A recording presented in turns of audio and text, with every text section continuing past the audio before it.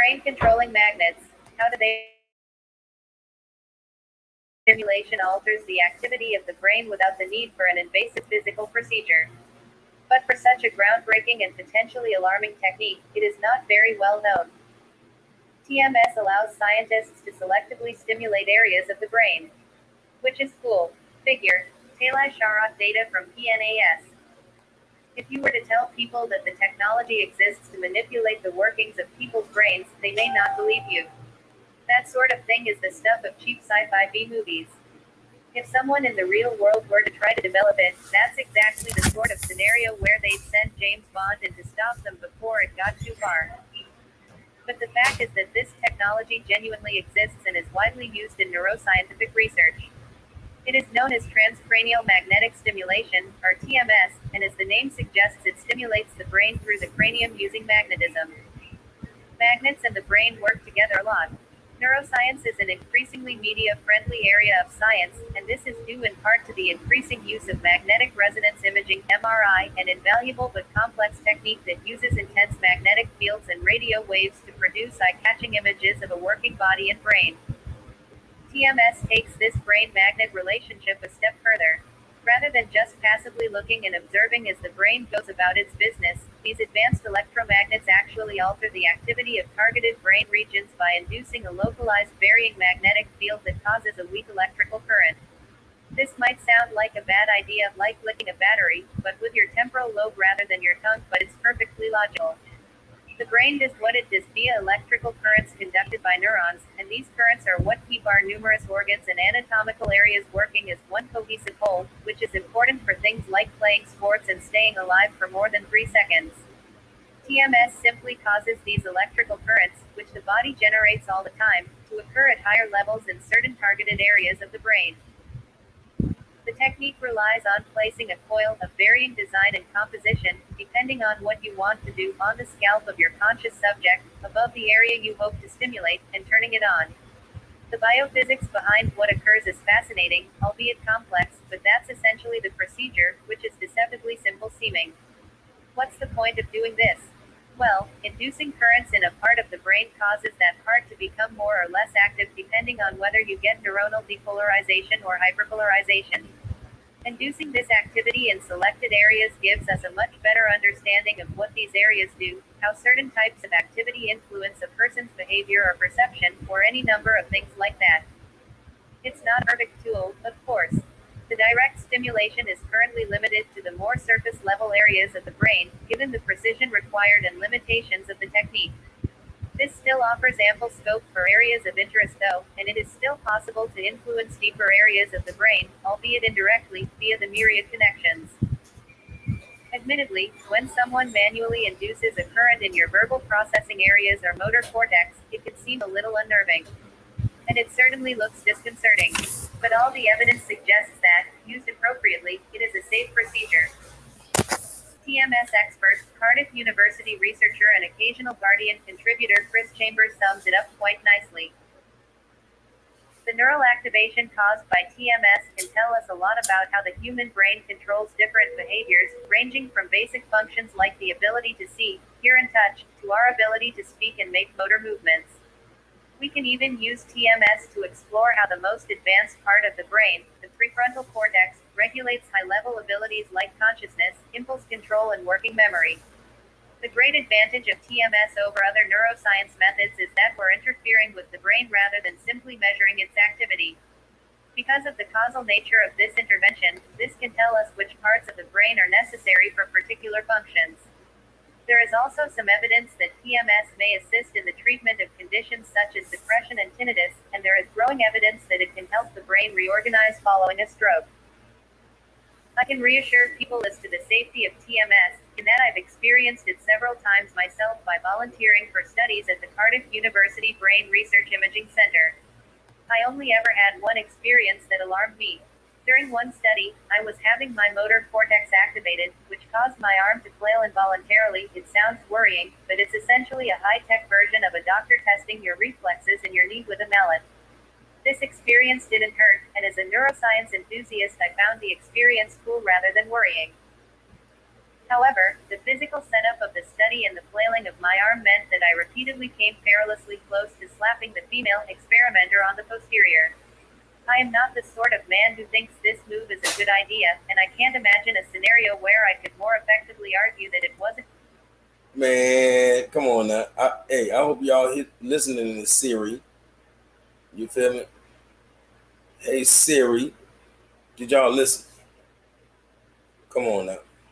This is this is someone who actually went through the studies, researcher who was experimented on, and he can reassure us as about the safety of it, right?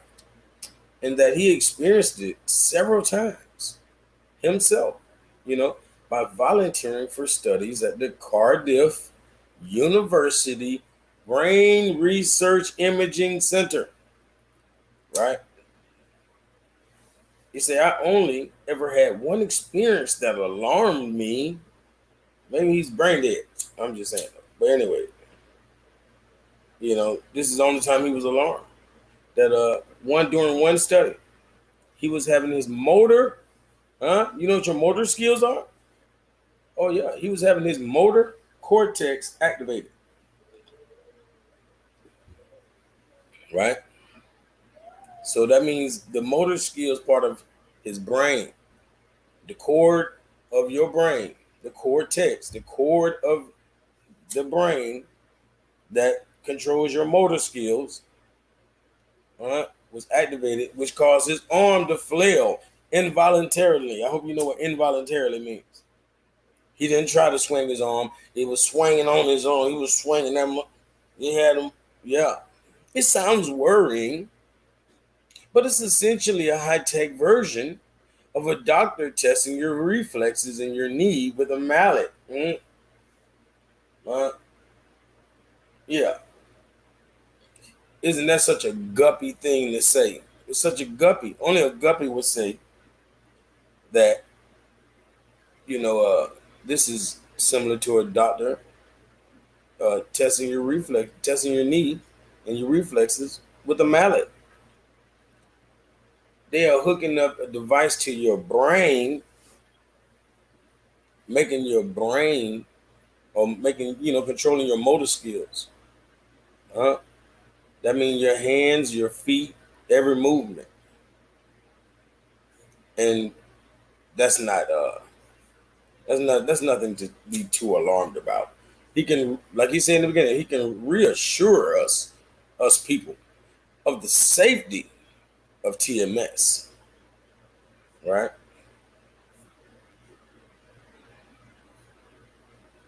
Right. Hold on.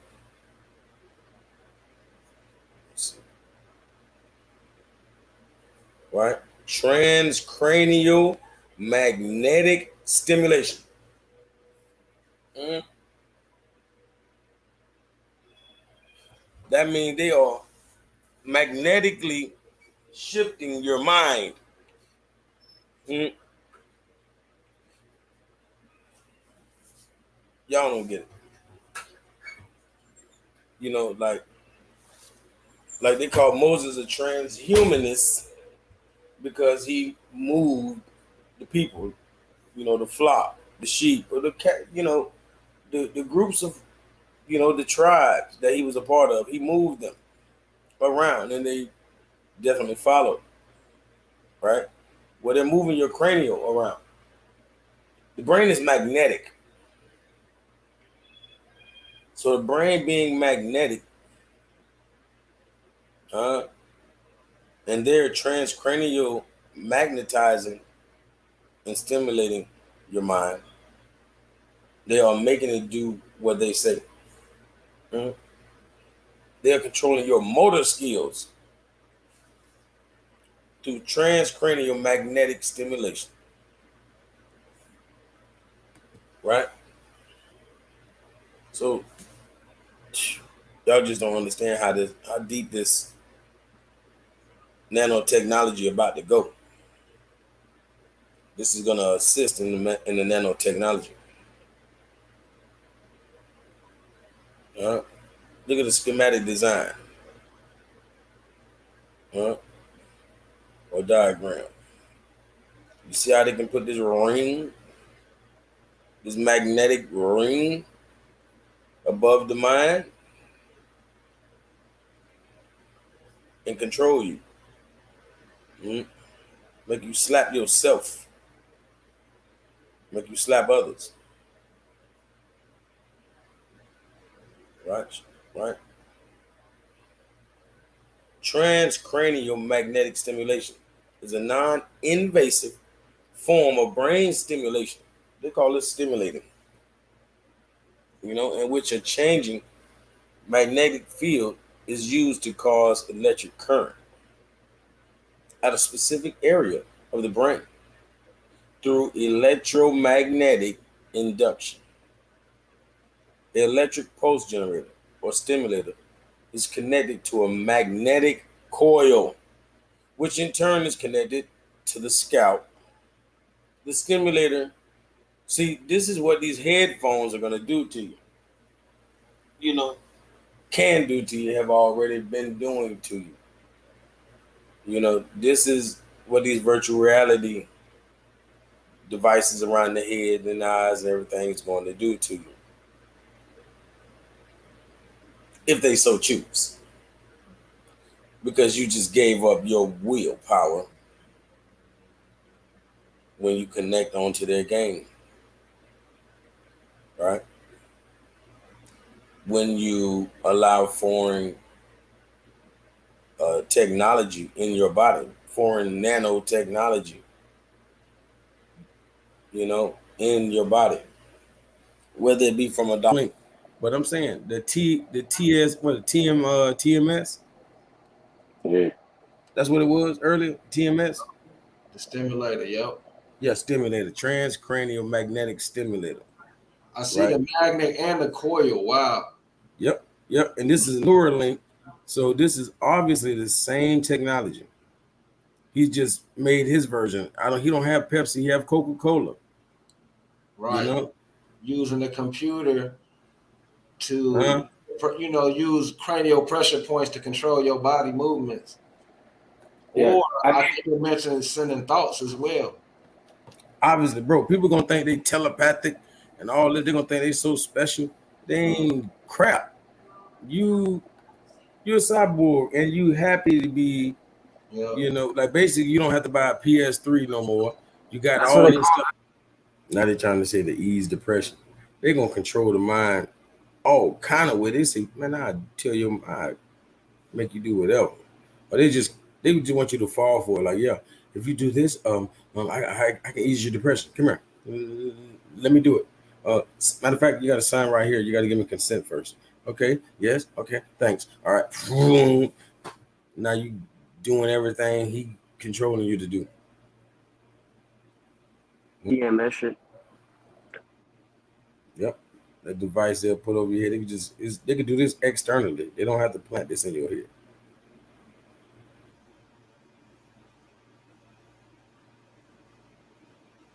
Yep. TMS uses a focused electromagnet to rapidly pulse a magnetic field to the target area. The magnetic pulses induce an electrical current in the brain, stimulating the cells into activity. Right?